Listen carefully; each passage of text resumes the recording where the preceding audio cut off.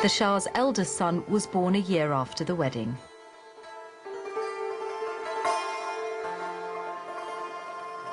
The prince seemed a jolly baby, likely to make the most of the carefree years before he discovers, like his father, the other side of the coin of power in the Middle East. Your son, the Crown Prince, is now a year old.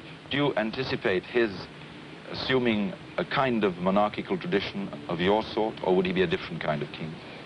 Well, I hope for himself that the country, when he will assume power, will be in such a state of maturity that he will have a little less burden. But a king in this country, I think that morally and in question of prestige, will still keep a very dominant position. The Shah himself knows his own upper class only too well. As he arrived with Queen Farah Diba at the Marble Palace in Tehran for his birthday reception, the evening can have held few new faces.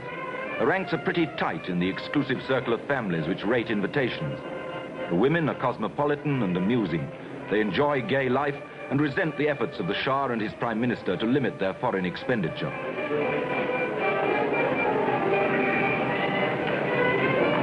Their menfolk are mostly very rich and very self-seeking. They don't seem to care much about the Shah's plans. They bring to his court what seemed to me to be its air of somewhat self-conscious grandeur. Everyone seemed to be acting a part. The effect smacked more of a copy of 19th century European courts than of Iran's older traditions of royal life.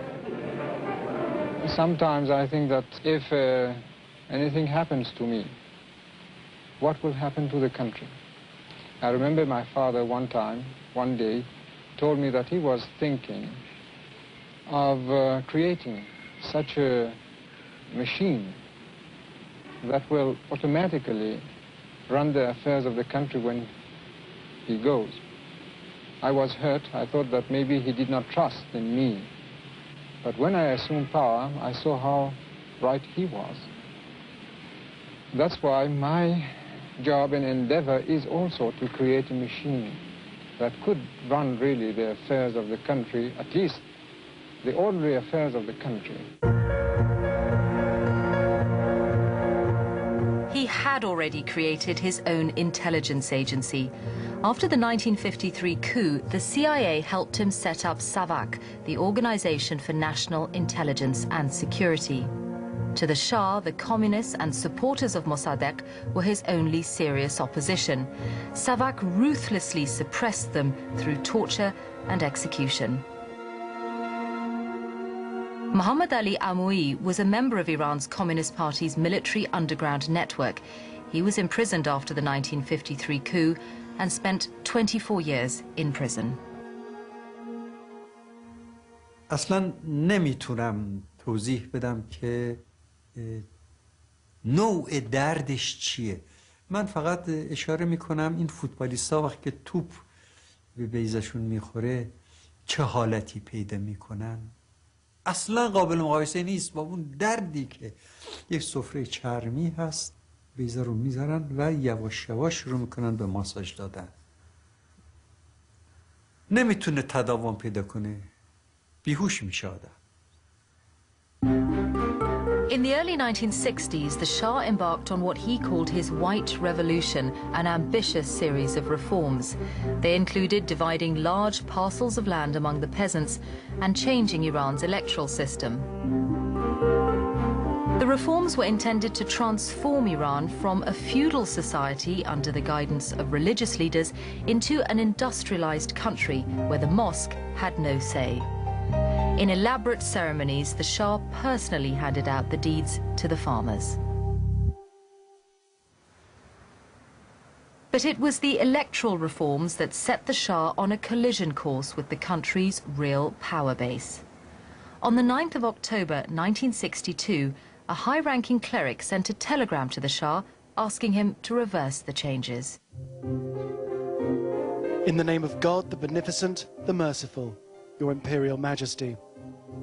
After expressing my greetings and blessings, newspaper reports indicate that in the law regarding local elections for provinces and cities, the government has not indicated that voters and those elected should be Muslim. Also, it has given women the right to vote, This has caused great concern for the eminent scholars and other groups of Muslims. Please order the reversal of those laws which are against the holy official religion of the country. Ayatollah Ruhollah Mousavi Khomeini was one of the most prominent seminary teachers in Iran's religious capital, Qom. It was an ominous sign. The clergy, for the most part, had stayed out of politics. The unspoken deal was that they would back the monarchy as long as the monarchy protected the religious establishment. Everyone tries his hardest to have audience of the Shah on this day at a ceremony called the Salam. Religious men from all over the country were the first to make their salams and the first to go home again. They're a powerful lot and can give the Shah valuable support. من یادم هر دفعه که علازت به مراکز مذهبی میرفتن آقایون آخوندا چجوری همدیگر رو هول میدادن که تو عکس با علازت باشن و خیلی با احترام، و خود من هم که میرفتم تو این مراکز خیلی با احترام میامدن، برای اینکه میدونستن که من در کارهای خیریه هستم یا یه تقاضایی داشتن، یا مثلا برای مرمت فلان مسجد یا مرمت فلان مرکز مذهبی. A year later, on the 3rd of June 1963, Ayatollah Khomeini went much further. It was the night of Ashura, the anniversary of the death of Imam Hussein, the grandson of the Prophet Muhammad. Ayatollah Khomeini compared the Shah to Yazid, the 7th century caliph who had murdered Imam Hussein. Mr. Shah, I advise you, I'm telling you, Mr. Shah, that they are deceiving you. I really don't want people to be happy if they ask you to leave the country. Don't do whatever they ask you to do. Think for yourself. What is our relationship with Israel that the intelligence organization asks us not to talk about it? Is the Shah Israeli? This time, Ayatollah Khomeini was arrested by the Shah's police. The next day, thousands of his supporters took to the streets of Tehran and the religious capital, Qom. چه روحانیت، چه ملت، چه روشنفکرها، چه دانشگاه‌ها، همه نسبت به امام ترویج کرده بودن.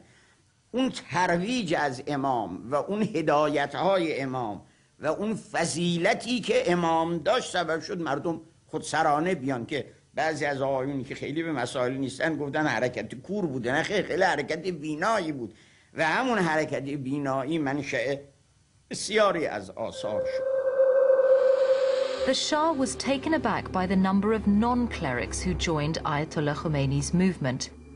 Among them were members of the Freedom Movement of Iran, a political party which was formed in the early 60s by the supporters of Mohammad Mossadegh. اون توده های مردمی که ما بهشون دسترسی نداریم از طریق این شبکه روحانیت که چندین هزار مسجد در تمام ایرانه، 180,000 روحانی در سرتاسر ایران، به هر کوره دهی که شامل یه مسجد یه حسینی است وجود دارن. همه اینها توی حوزه‌های علمیه درس خوندن، انسجام آموزش‌های عقیدتی دارن. همه اینا خودش یک شبکه بزرگ، یک ارتش ایدئولوژیک هستش. بنابراین آقای خمینی وقتی وارد مبارزه سیاسی میشه ما استقبال کردیم. دلیلش هم این بود که خب ما به اون توده ها دسترسی نداشتیم. The army responded with brute force. The tanks moved in and opened fire on the demonstrators. The Shah's government announced that 20 people were killed. Ayatollah Khomeini's followers estimated that hundreds had lost their lives. The true numbers will never be known. اون موقعی که این باعث نگرانی و تعجب شد که چطور مردم موقعی که یک برنامه‌های ریخته شده که به نفعشونه، به نفع کارگر و روستا و زن و گروه زحمتکش به قول چپی‌ها، چطور ممکنه که تظاهرات و شرکت میکنن در این تظاهرات. بعد که خب اونجا با کمک آقای علم که اون موقع نخست وزیر بود و واقعا مسئولیت یک نخست وزیر رو انجام داد که اینها رو خوابوند، دیگه ما فکر کردیم تموم شده. نه تنها فکر میکردیم سرکوب شده و تموم شده، فکر میکردیم شاه شکست ناپذیره. ما همه رو از شاه میدید، اصلا نمیدونستیم که بی علم همون بساط 15 سال بعد تکرار خواهد شد. But even then, the Shah still felt the need to keep the clergy sweet.